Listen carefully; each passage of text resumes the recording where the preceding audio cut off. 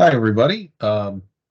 It's Jeff here, and we scheduled a couple of town hall meetings this week for second and third shift folks, and didn't see a lot of people. So I'll assume that folks are pretty busy. But we did promise that we would share video, so I thought I would just share with you some of the information that I had prepared. And first, beginning, so this video will be a little bit longer than my usual exchange videos. I first want to uh, thank all of you for the warm welcome that I've received over the past nearly 10 months as CEO of SASi, and to thank all of you for everything you do. Um, some of the topics that we indicated we would talk about during the town halls had a lot to do with the state budget, cost of living adjustments, how cost of living adjustments tie in to DSP wages. So let me talk a little bit about that to start. Last year, we received a 5.4% COLA, or cost of living adjustment, to our reimbursement rates from OPWDD, the New York State Office for People with Developmental Disabilities. That COLA was approved in the New York State budget in April of 2022. So we knew it was coming, but we didn't actually get any of the dollars until December. And that's a continuing problem with New York State. They promise you money. Sometimes it takes a very long time to get it. But we did eventually begin to receive the COLA right at the end of 2022. Sometimes there is a misconception that a COLA provided to agencies like ours is to be used only for staff wages, and that's not the case. A COLA is spread across the rate, all facets of the rate, and it's meant to fund operating costs, including, but not limited to, direct care wages. You may be familiar, those of you who have been around for a few years, with the Be Fair to Direct Care campaign and the resulting raises from a few years ago. Those increases were limited to wages. So if, for example, there was a 2% Be Fair increase, it meant a 2% raise for eligible employees and nothing else. But a COLA is different. A COLA is for all expenses. Now, the problem is, we in our field did not receive COLAs for 10 years under Governor Cuomo, and in fact, major cuts under Cuomo. So with no sustainable, predictable funding increases, we lost our ability to give regular raises to staff or to fund our operations. In 2005, DSPs made 35% above minimum wage. Now across the state, DSPs are really barely above minimum wage. And as you know, this is not a minimum wage job. The responsibilities are enormous. So a lack of cost of living adjustments is a huge problem. Now, last year, Governor Hochul in her first year and the legislature finally did the right thing. They gave us that 5.4% COLA. And as I said, a COLA is for all expenses. So the amount of the COLA does not necessarily equal the amount of a raise that goes to staff. Sometimes the media or even elected officials erroneously call a 5.4% COLA a quote 5.4% raise for DSPs. And that's not really accurate. So think of it this way. In your household, let's say you get a 3% raise, but not all of your bills will necessarily have gone up by the same amount. Maybe your utilities went up 4%, your gas for your car went up 8%, your car insurance went up 10%, your groceries went up 15%, your rent went up 5%, your taxes stayed the same, and you ate out less because of inflation, so your dining expenses went down 8%. You can't just decide you're not going to pay a higher gas bill when it goes up. You can decide to buy less expensive groceries or eat out less often or get a new apartment because the rent is too high. But ultimately, your raise will go to where you need the dollars to go.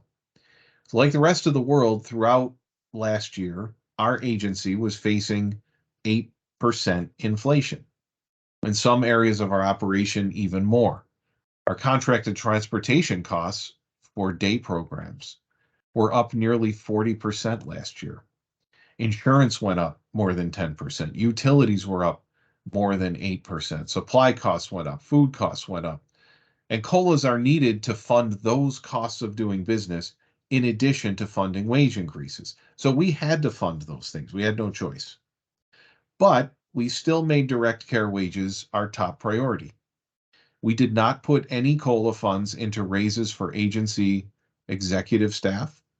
In reality, at SASi, DSPs got a 12% raise across all titles. Statewide, based on data I received just this week, it looks like about 7% raise across the state for DSPs last year as a result of the COLA, but we did 12.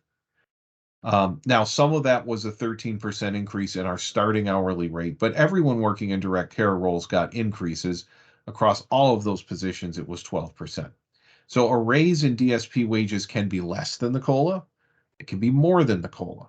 It all depends on how much is awarded and what the other costs are that need to be covered in our budget. So turning our attention now to this year's state budget. The state's budget year runs from April 1st to March 31st. So the state is on the verge, hopefully in the next week or so, of adopting a new budget. What we are asking for this year is an 8.5% COLA. And that is not drawn out of thin air. That number is based on the consumer price index that measures inflation, and it reflects the actual cost of running our programs. Now, when I say we are asked, that's not SASi, that's the whole IDD field. We were also asking this year, separate from the COLA, for a direct support wage enhancement. And this would be a dedicated wage increase for DSPs so that we could use the COLA for operating expenses and also raises for other staff besides DSPs who work really hard and don't always get the raises that they need. Receptionists, maintenance, custodial drivers, billing, HR, QA, payroll, all the other people you need to make the organization run. So in Governor Hochul's budget, she proposed a 2.5% COLA. That's not enough. And she did not include the direct support wage increase, despite the fact that DSPs and state operated programs were slated to get an increase. This state assembly and the state senate each released their budgets in the past couple of weeks. They do propose fully funding the 8.5% COLA, but they do not include the direct support wage enhancement either. So the direct support wage enhancement separate from a COLA is effectively dead for this year. But the COLA is very much alive. It has to be negotiated between the assembly, the senate, and the governor.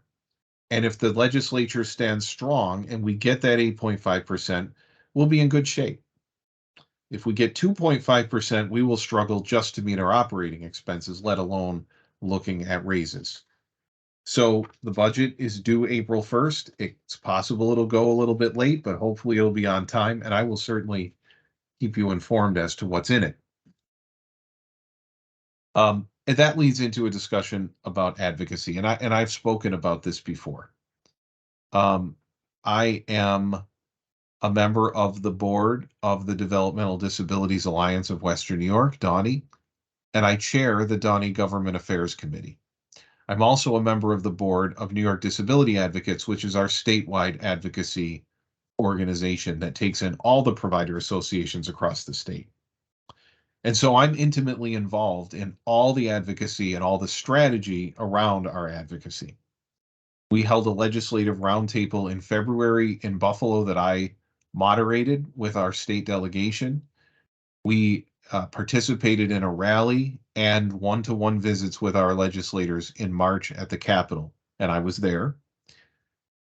We also undertook an advocacy project over the past couple of weeks where folks from DANI, and we brought in people from the family committee as well, to drop off bottles of cola and packets of Equal to legislators' offices to remind them of the need to fund the COLA and focus on the equality of people with disabilities. That was a concept that I came up with and engaged other people in our region to keep our asks top of mind with our legislators.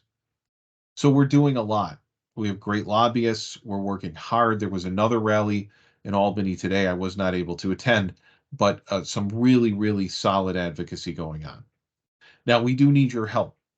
From time to time, we share information on social media, on the exchange, and an email about one-click campaigns. And that's exactly what it sounds like. You click a button, you put in your zip code, you type in your name, and within 20 seconds, you have a message that goes to your representatives and the governor saying, this is what we need. You have the opportunity to personalize it, but you don't have to. And so in a very short period of time, you can have persuasive messages going to your elected officials. It makes a difference. I've also spoken about the Miami University study of the DSP workforce that we are part of. The responses across the state have been lower than hoped for. We hoped for 10,000 responses. We have fewer than 4,000 right now. And what that survey is meant to do is to give us a picture of the characteristics of the DSP workforce so that we can better advocate for you with our policymakers. So I've quoted before, and I will quote again the line from the movie Jerry Maguire, for those of you who are old enough to remember that movie, help me help you.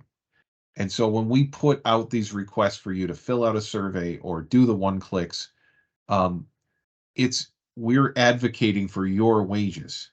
And so we ask that you participate in those things. They're not terribly time consuming, but they make a huge difference. So that's a little bit about the COLA, the New York State budget, and advocacy. The other thing I wanted to touch on just for a couple of minutes is our priorities for this year as an agency. I have been sharing with you throughout the process our updates on filling a number of key positions in the organization. So I walked in the door last June understanding that several of our key executive staff would be retiring in the next several months, and that has begun to occur. So we have filled our chief program officer position. We have filled our chief financial officer position. We are very close to filling our chief people officer position. We've done some other reconfiguring in the executive staff, and we've hired a new vice president of special programs. All of this done without increasing the cost to the agency. But a strong, capable, and cohesive leadership team is really critical to the functioning of any organization. And it's been a major focus for me to fill out that team and make sure that we have the capacity at the executive level to move things forward. So that's been a huge priority. Also, I will say that SASi has not had a strategic plan for many years. And I happen to believe that a well-constructed strategic plan is absolutely critical. It gives you a North Star, it gives you goals, it sets your priorities. It's a document that the organization needs to live by. So not having one is a problem. And so we are now looking to craft a strategic plan, most likely a 3-year plan. We will be gathering input from stakeholders, including internal stakeholders, which means you, staff. And this document will guide our work over the next few years. So we will be starting work on that plan in the spring. We expect to finish it by the fall, and it will be a critical piece of our infrastructure moving forward. Another priority for this year is really looking at the intersection of intellectual and developmental disabilities with mental health. We exist in a system that silos people. So it's sort of like, well, you either have a mental health diagnosis or you have a developmental disability or intellectual disability. But the system doesn't know what to do with somebody who has both. And frankly, the estimates are that anywhere from 30 to 60% of people with developmental disabilities have a co-occurring mental health diagnosis or undiagnosed condition. And so that this becomes a huge issue that impacts you as staff, because we are not set up as an organization or as a system to properly deal with that complicated intersection of mental health with intellectual developmental disabilities. So we have put together an internal work group, and now we have brought in some external experts to help us to identify some ways that we can do better in this situation, and better support people who have co-occurring intellectual or developmental disabilities and mental health conditions. And I expect that we will be pursuing funding for a few of those key initiatives uh, within the coming months. So we have a bit of a, I guess I'd call it almost a summit on March 29th, where various people will be coming together to help us really narrow down the things we want to work on, and then we will be pursuing funding and implementation for those initiatives. um, Another priority for me is to create, um, engage the whole organization in creating a more supportive work environment for the people who choose to work for us. Um, we understand that there are a lot of employment opportunities out there in the world, and it is a choice for people to work for SASi, and it is a choice that we appreciate, and it is a choice that we do not take for granted. And so we have tried to make a number of changes, from the way we recruit to the way we engage candidates in the interview process, to onboarding, to once people have started to work for us, to making it a more supportive and encouraging work environment. We've changed our cell phone policy, put in place onboarding bonuses, just recently put in place a discount on pet insurance. We are forming a sunshine fund to support employees at critical moments in their personal lives. And there's more on the way. What I really want you to know is that I very, very sincerely believe that what happens in our administrative building at 960 West Maple Court in Elma is not the most important thing. It's important. Everything that happens in that building is important on the administrative side. But the most important thing that happens in our organization day to day is the delivery of services and supports. So the other side of West Maple Court, where Dayhab is happening in the clinic, that's critical. What happens in every one of our residential sites, what happens in respite, in ComHab, in all of our clinic sites, our day sites, our employment programs, our special programs like High Hurdles, Moving Miracles, SAGE, the Kazoo Factory, all of that service delivery, recreation, that is the most important thing that happens. And 960 West Maple Court is not the center of the universe. We are there in that building to support what happens in the field. So I think you will continue, I know you will continue to see an evolving culture and an evolving work environment that hopefully really prioritizes and supports the work of direct care staff and those who directly provide supports and services. That's what SASi exists to do. As part of that, I will say that I do understand that some long-term staff sometimes feel that more is being done for new hires than has been done for them. And that is a fair concern. I will tell you, it is motivated by our desire to not see our long-term staff or any of our staff forced to work 50 or 60 or 80-hour weeks because we don't have enough staff.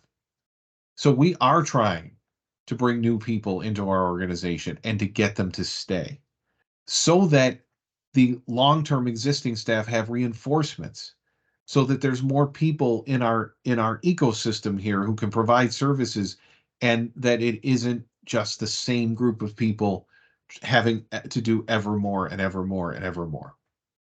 We have also added things like more gifts for milestone years and those kinds of things. So we are doing things for longer term employees, but I understand the perception that new employees are getting a lot of attention. And they are, in part because we need them to come work for us and we need them to stay so that all of us have a more equitable distribution of work and a better work environment. I will also point out that very deservedly, direct care staff have been eligible for some major bonuses over the past couple of years due to federal and state funding that's come into the agency. So hopefully that has helped some of our long-term employees. But we are always looking for new ways to recognize and thanks all staff, including long tenured staff. And so welcome your suggestions and please pass them along to your supervisors and let us know if there are things that we can be doing that we're not currently doing. The last thing in terms of priorities for this year, we have engaged the services of a grant writing firm to work on bringing outside funding into the agency. I believe that we have been leaving outside money on the table. It is there for the asking, and so we are now actively working to secure grants to bring funds into the agency for special projects and priorities. So those are some of the things I wanted to share as part of these town halls. I hope that that the information has been useful. Again, I thank you all for your time and for all that you do. I want you to know that I believe very strongly in being in the field. And I promised the board when I was hired that I would visit all of our sites in the first 100 days. I did it in 90 days, over 50 sites. It is not easy. They are not close together, many of them. It takes a lot of time and it takes a lot of energy, but there's nothing more important to me than seeing the people who work for us, seeing the people who receive supports from us, seeing our sites and being engaged in that work. So I have already done 2 complete rounds of site visits in the past 10 months. I will be hitting the road again in the next few weeks and doing a whole new round. And it takes about 7 to 8 weeks for me to finish those visits, but I will be out in the field again visiting. For those of you who work overnights, who I have not had an opportunity to meet, that's why I'm doing this. I know it's not always opportune for me to show up at the door at 2 o'clock in the morning. Nobody wants the doorbell to ring at 2 o'clock in the morning. But I'm here. I care about you. I appreciate you. And I will continue to look for ways to reach out to you to let you know what we're doing. I do regularly post videos to the exchange, our intranet. I send out email updates from time to time. And so I really do care about letting you know what's going on. And we're certainly going to be looking to do more of that. Again, what you do for this organization and direct delivery of services is the most important thing. It is critical to all of us. We in administration exist to support what you do. And so I look forward to continuing to support you and appreciate all that you do. Thanks for your time and thanks for your dedication to the people we support. God bless.